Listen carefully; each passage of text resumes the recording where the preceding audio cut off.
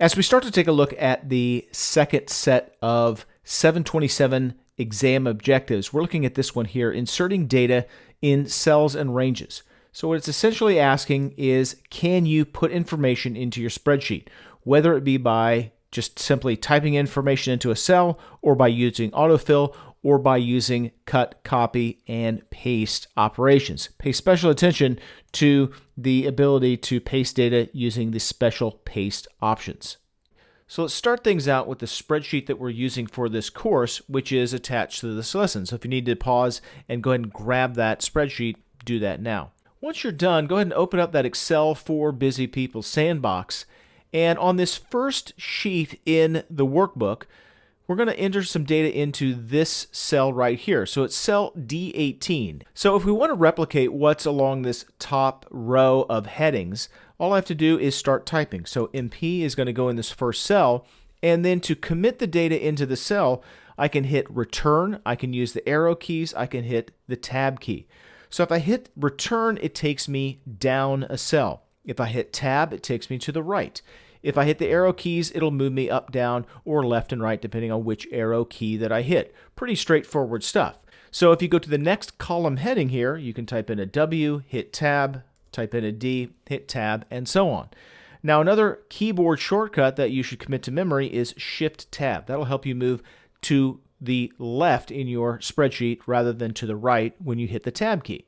Now, if you want to change a selection, all you have to do is select that cell. So just by using the arrow keys, I've reselected cell D18. And just by typing new data into the cell, I replace what's already there. So again, very straightforward stuff.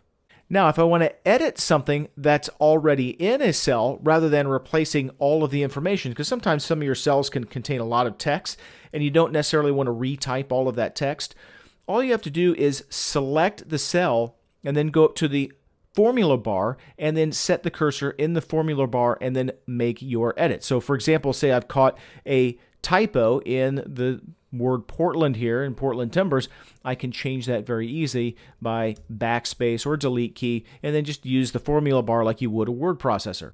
So type in Portland and then hit enter when you're done. Another option you have is that you can double click in the cell itself. That makes the cursor appear in the cell, and then you can use the arrow keys to navigate around the cell, hit delete, hit backspace, and then make your edit, and when you're done, hit the tab key or the enter key to commit your change.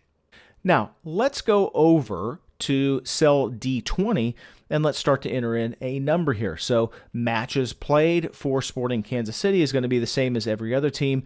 Let's enter 34. Hit the enter key, and notice that not only does it drop me down, but in this case, Excel is applying some intelligence and saying you want to go to the start of where you're entering data in this table that you're building here. So it may do that if you just hit enter rather than just going straight down.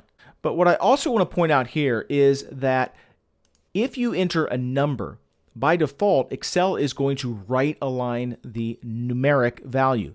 If you're entering in something that Excel interprets as text, then it's going to be left aligned. So this is very easy to see if you look at entries like LAFC or NYCFC, and then all the numeric values up here in the Eastern Conference results show that the numeric values are right aligned. And we'll talk about that more as we continue on. For now, let's look at Excel's most useful feature when it comes to data entry, at least the quickest feature, and that is something called the autofill.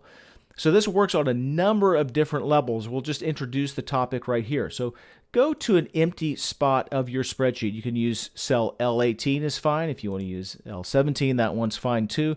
But make a cell selection here and then start typing in a numeric sequence. So most simple one, 1, 2. Once I've configured the sequence, once Excel has enough information to interpret the sequence, I can give that sequence a selection. And now let's go to the lower right-hand corner of our selection, and that is the autofill handle, that very specific mouse pointer that is a skinny crosshair. So that is a selection crosshair, that is the autofill handle. Once I click and drag that autofill handle, the sequence fills in automatically.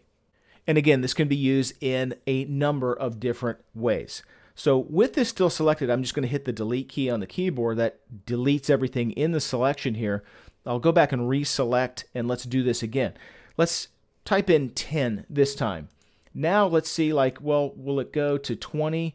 No, if I autofill 10, it'll just repeat the same information because I haven't given Excel enough information to go on. It hasn't established the pattern. So let's recreate this time.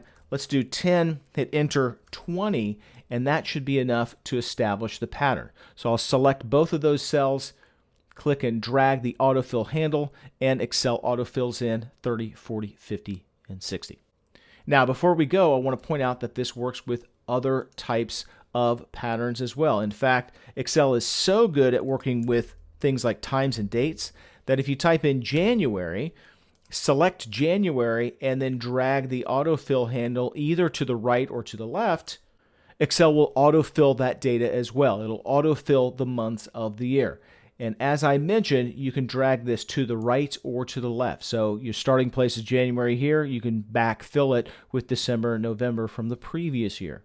This also even works with things like quarters. So say you're tracking quarterly sales. You can enter in Q1 or QTR1, select it, and then drag, and you've just filled in a year's worth of quarters. Quarter 1, 2, 3, and 4, all made possible with autofill. So when you think autofill, think sequences in your spreadsheet. Think of easy ways to enter data. In fact, Excel is so good at working with dates and times that we'll continue discussing that very topic coming up next.